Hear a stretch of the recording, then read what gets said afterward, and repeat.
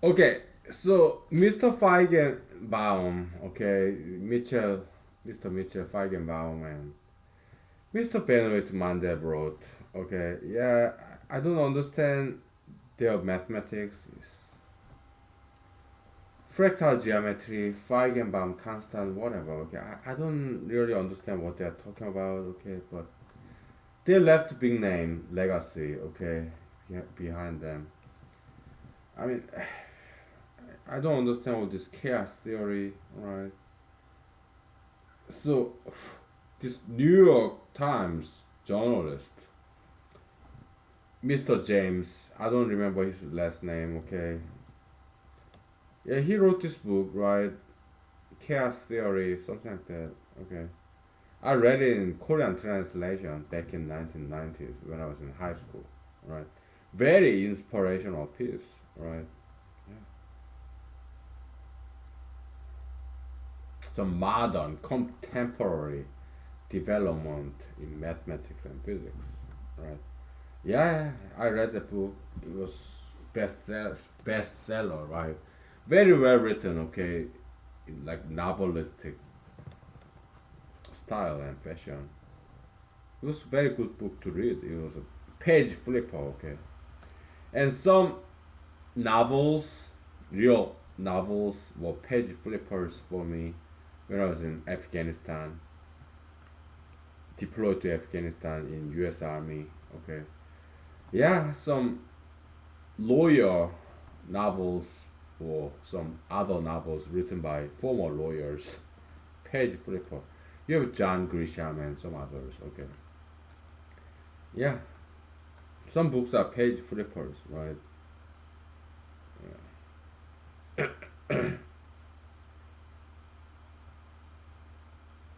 And I wrote some novels myself as well. But maybe it's not page flipper, but yeah.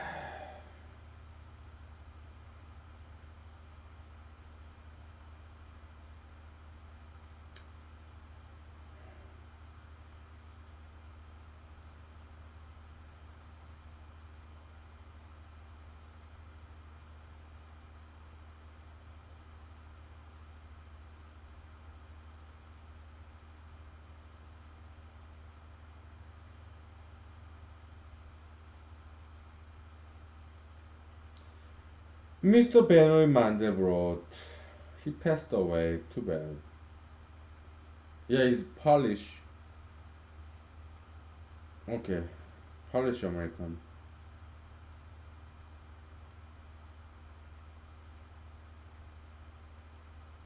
Too bad he passed away.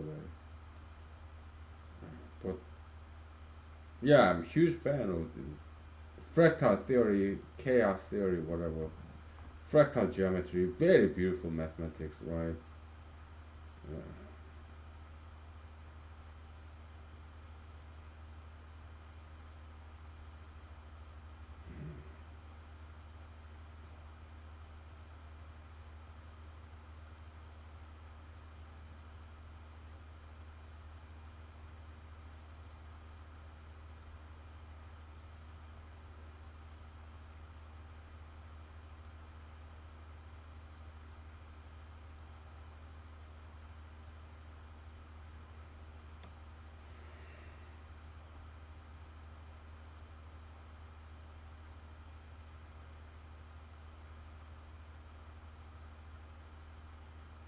He was an IBM, all right.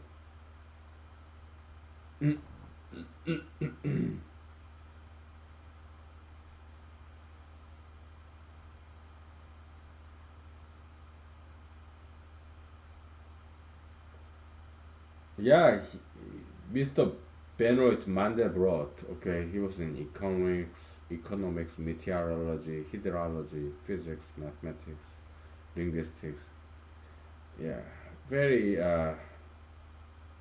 well-rounded scholar, interesting figure.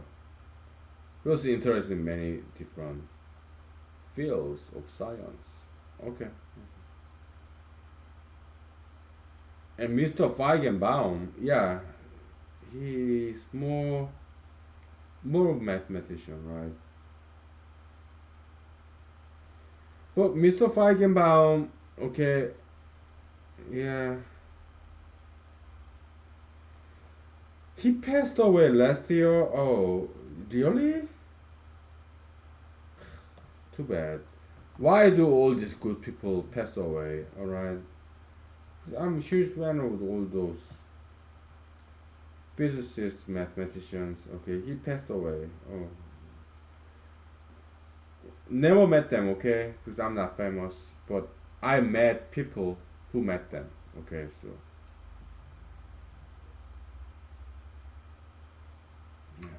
they left their legacy. Yeah, Feigenbaum, Constance, and Mandelbrot's this fractal geometry. All right.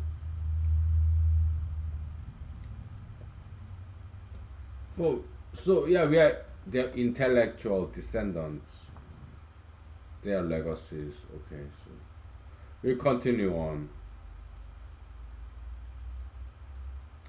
So this chaos theory book. What's the name of that author?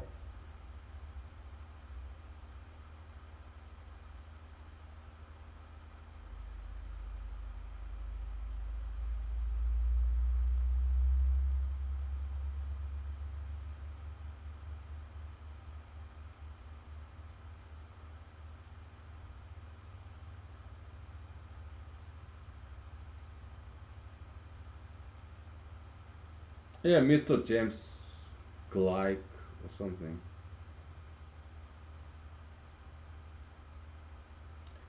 He's still alive. Good. I'm a huge fan. All right.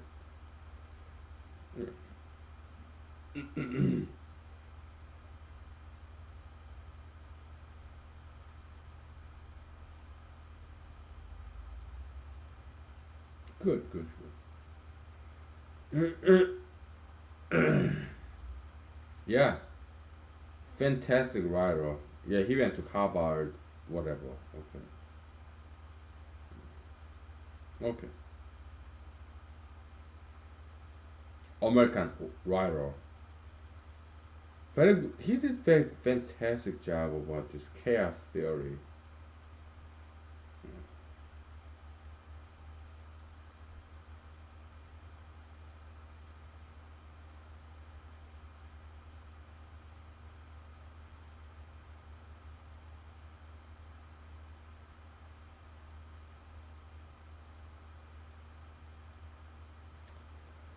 So chaos theory is about trying to find some cosmos, some orderliness out of all this chaos looking phenomena, right? So that's what chaos theory is about, all right? So that's kind of what we're doing here, okay? Prime numbers look very chaotic, disorderly, but the flip side of that is composites, okay? And composite numbers, they are very orderly, very cosmotic, okay? So, yeah, chaos theory, scientists and mathematicians, they give us some hope, some inspiration. Mr. Mitchell Feigenbaum and Mr. Benoit Mandelbrot, right? Give us some hope, inspiration, okay? So we just want to pay due tribute to them, okay?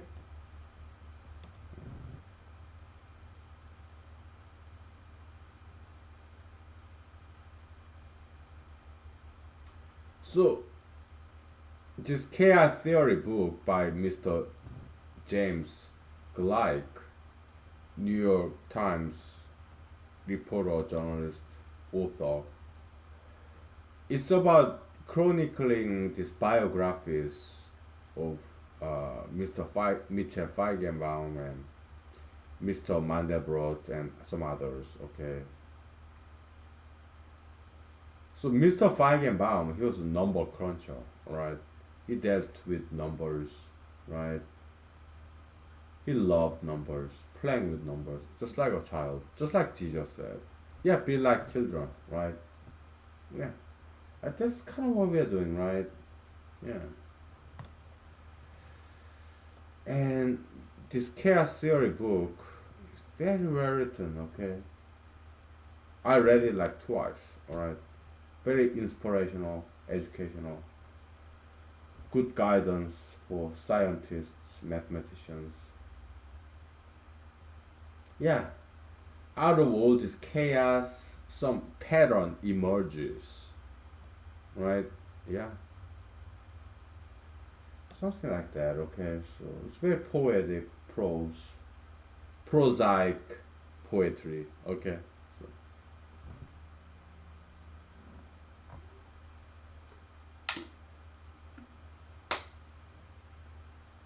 and we got it. We found it. We found some pattern over there. All right. Yeah, these composite numbers rely on prime numbers, and prime numbers being flip side of composite numbers. They are foes and friends, right? Yeah. Interdependence. Yes, codependence, like some psychologists say. Good concept, okay? Codependency, yeah, very good concept, right? Yeah. Heard it from some of my friends, okay? Yeah. Psychology is not too bad, okay? They got some good insights and good concepts. We appreciate that, okay? Yeah, psychology, psychiatry, we are not that, but they are our brothers and sisters, okay? Because we deal with the same subject, human metaphysics, okay? Yeah, we just take different approaches, okay? But we appreciate what they do, okay? Yeah. But we are not them. We do it our own ways, humanological ways, okay? So we want to maintain some independence, diversity, all right?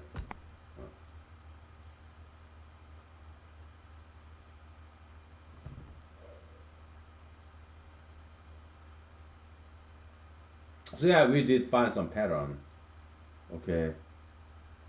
This composite set, composite counting function, kappa, okay?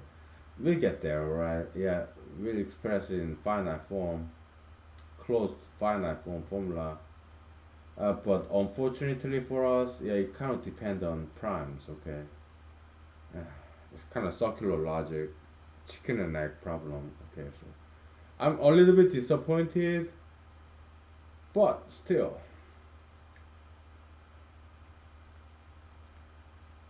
whatever.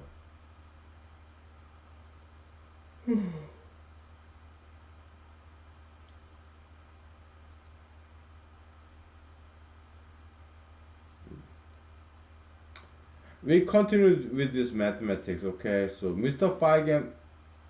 Professor Feigenbaum, yeah, Rochester University in Manhattan, New York. Okay, I tell you about that. Okay, I didn't meet him, but I met his students. Right? We'll take 5 minutes break, and I tell you about that. Okay, so yeah. We'll take 5 to 10 minutes break. Okay, right? We'll be right back.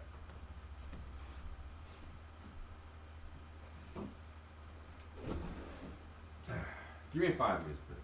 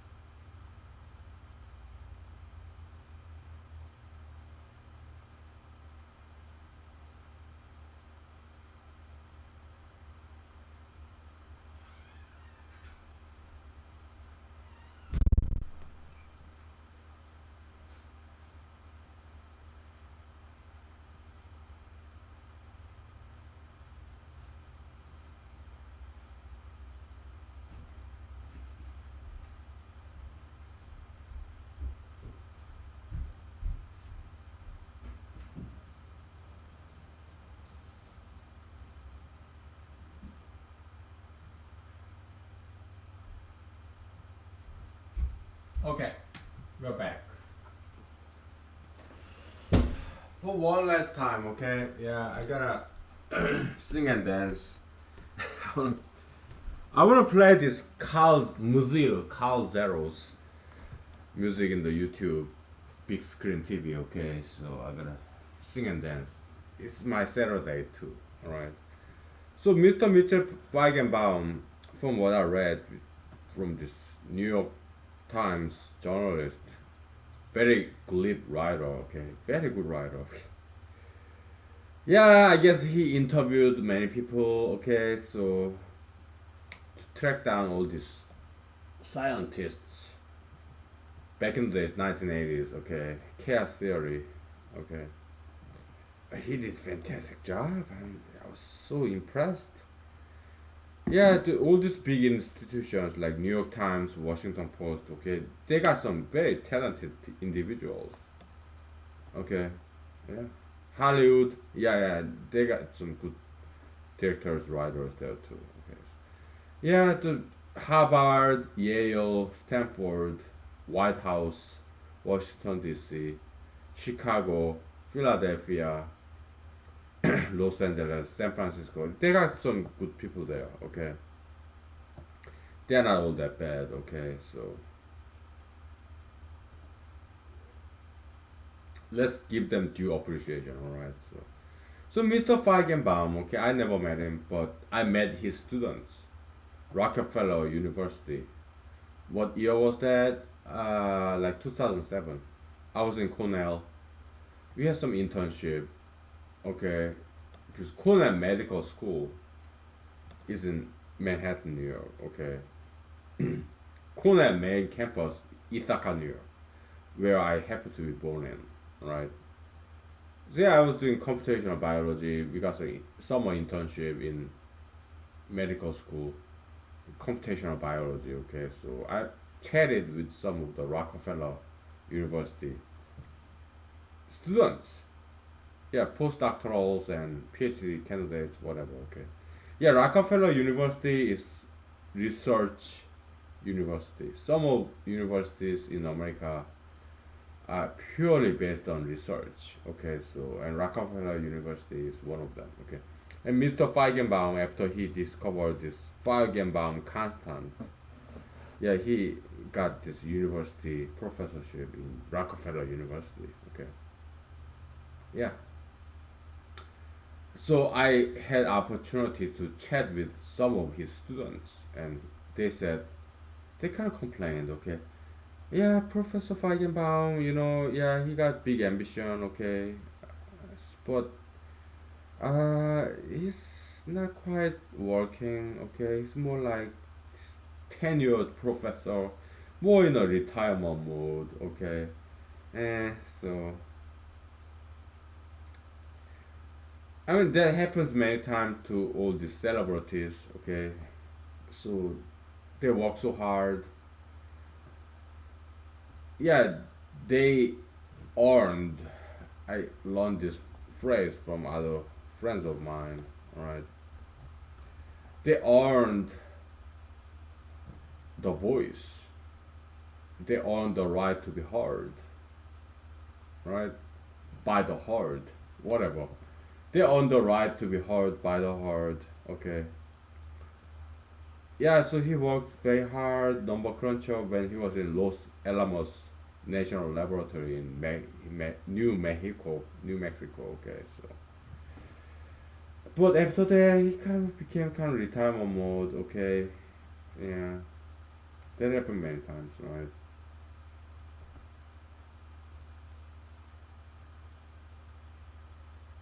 So maybe Mr. Jesus was right. Money, power, fame. Maybe it's kind of toxic. But I don't think it has to be that way. Okay? I mean, look at Mr. Jeff Bezos.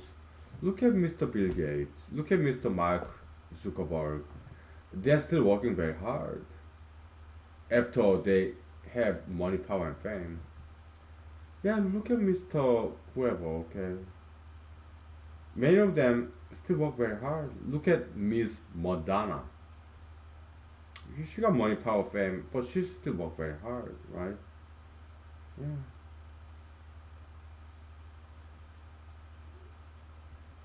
Yeah, some celebrities after they gain money, power, and fame, they kind of become lazy. But not every money, power, fame celebrities become lazy after they become money, power, fame. Okay, many of them still work very hard. Okay, so I mean, look at President Trump. Yeah, I mean, yeah, he still work very hard, right? Yeah, he's not the smartest person on the world, but he's still trying. Okay, I appreciate what he does, his effort to bring back America to work. Yeah, I appreciate that. I agree with him. Yeah, America should get back to work. Okay, so, but I'm running for president. Why? Because I believe I can do better than he. Yeah. He's obese, right? He's like he got some smarts, but not as much as I do. Why? He's born rich. Okay, he got some smarts from his parents and others.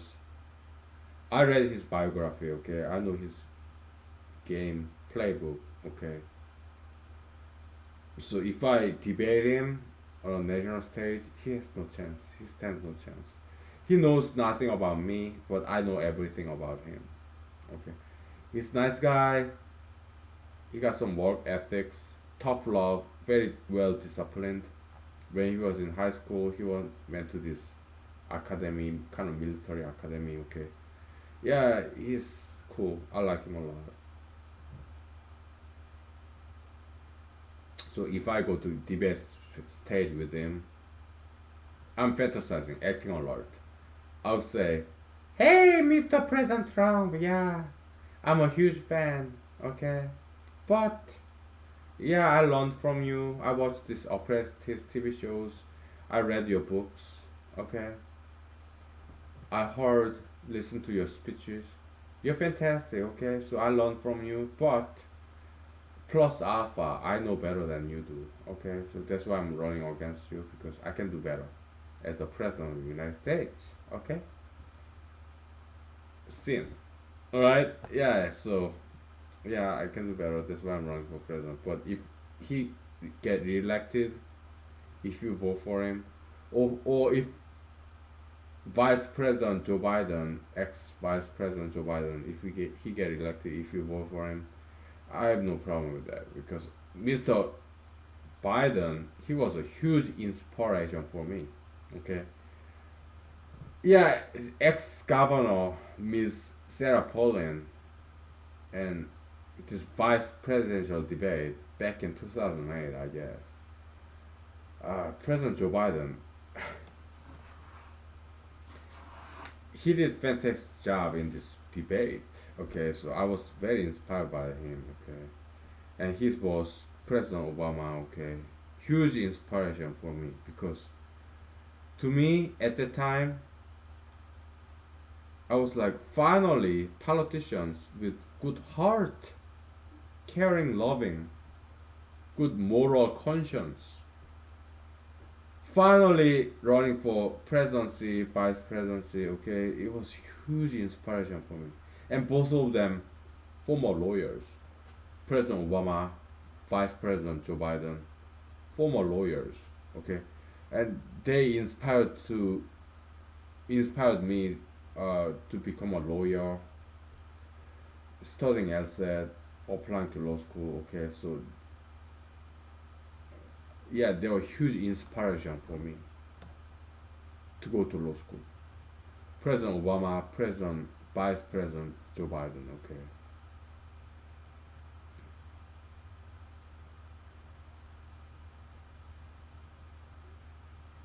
I really look forward to the debate between President Trump and Vice President Joe Biden. Why? They both inspired me. They used to be my role models. Maybe they still are. They're old, but they're still running, right? They're still fighting, surviving, thriving. Huge inspiration, okay?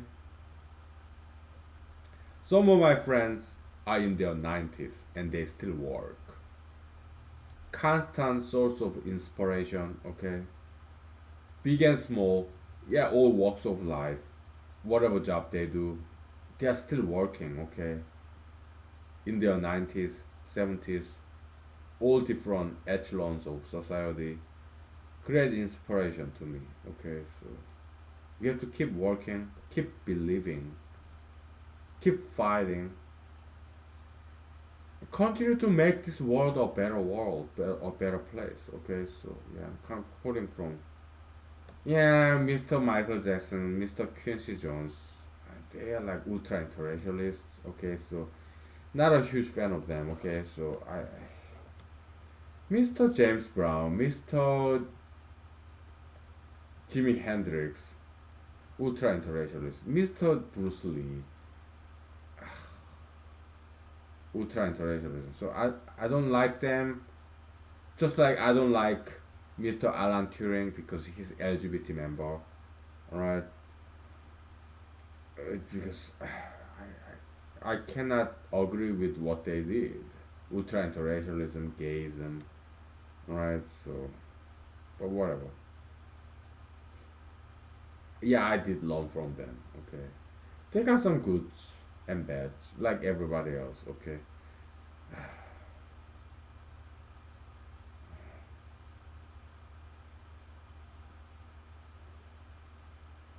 Okay. All right. Be peaceful, loving, understanding, forgiving. Yeah. All the people who gave me a hard time, I forgive them. Okay. Even if they never apologize to me, I still forgive them. Okay. Men, women, all different races. Right. I forgive them, even though they never once apologized to me. Some of them did. Okay. I apol.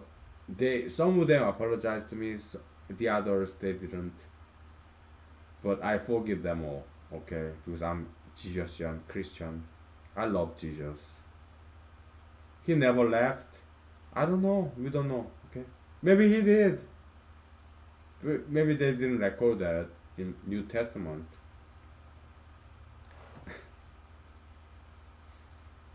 Name of the Rose movie. Okay. We don't know whether Jesus ever left or smiled or ever went to bed with a lady, single lady. We don't know.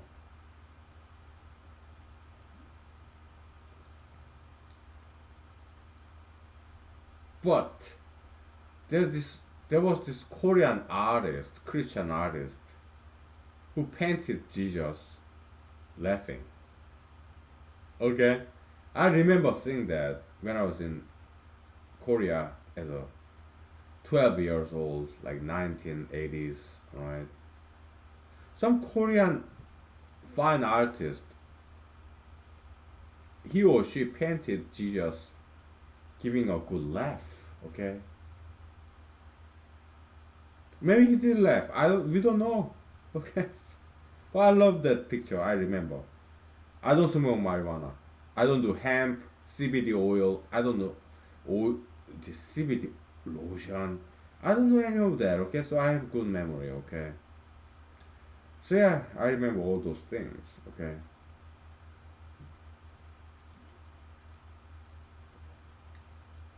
so Mr. Jesus, we don't know. Maybe we'll never know whether he ever left, smiled, or had some male female adult reproductive interaction. We don't know. Okay, we don't know.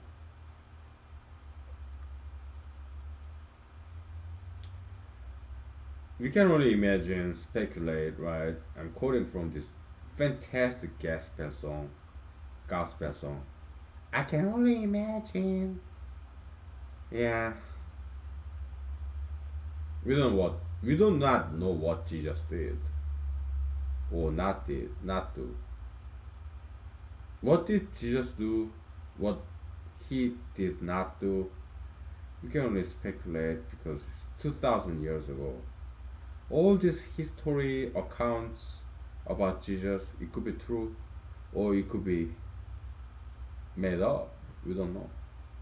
Maybe it's fiction, mythology, all his miracles.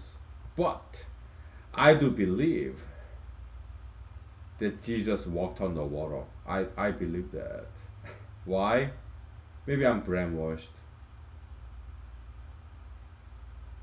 Brainwashing is not always bad, okay? If your brain is dirty, then you bet you better get your brain washed.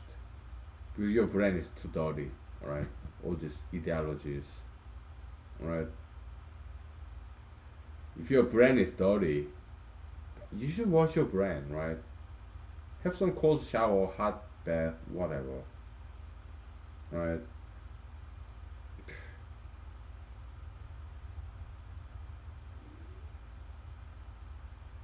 When I was young, used to have cold shower. Nowadays, I just take warm bath because I'm aged. Okay. All right. Let wrap it up for this episode. Okay. I'll see you tonight. We'll do some more mathematics. Okay. Yeah. We'll generalize that filtered composite set, filtered multiple set. Okay. We'll generalize that. That's very easy. Okay. Yeah, we continue with mathematics journey. Yeah, the pattern emerges out of all this chaos.